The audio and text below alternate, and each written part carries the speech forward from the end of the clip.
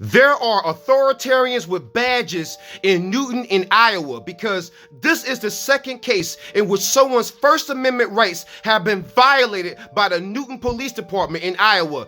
An Iowa man whose name is Noah Peterson has filed a federal lawsuit because this man has been arrested not once but twice for merely criticizing the police at a public meeting. You had another case where a young man was essentially falsely arrested and he was sued for defamation when he simply released the footage from the false arrest where the cops were doing a fishing expedition.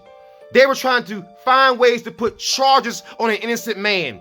This is an attack on the First Amendment. And so we find out that Noah Peterson has filed this federal lawsuit and says that his First, Fourth, and 14th Amendments were violated when a police chief arrested him for speaking during the public comment period of a city council meeting. You should be able to speak at the city council where you pay your taxes and your hard-earned money. And this man, when given the chance to speak out during a public comment portion of a city council meeting for Newton in Ohio, he decided to go ahead and speak the truth. He spoke about Taven Galifianakis, who was a college football player who was falsely arrested for DUI, even though the evidence showed he was not drunk.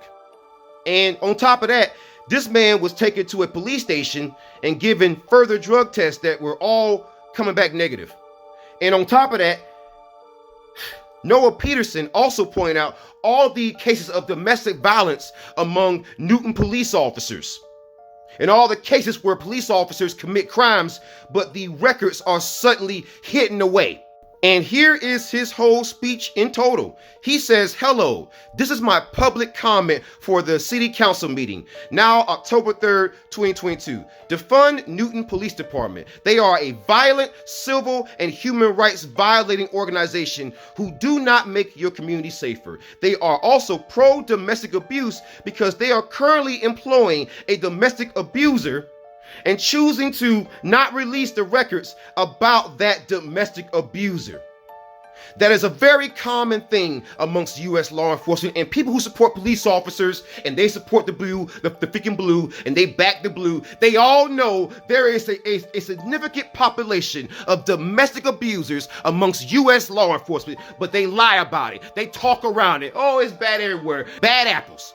Bad apples. Excuse me, if a fireman is an arsonist, that's a problem. Okay? If your doctor is a flesh-eating zombie, that's a problem.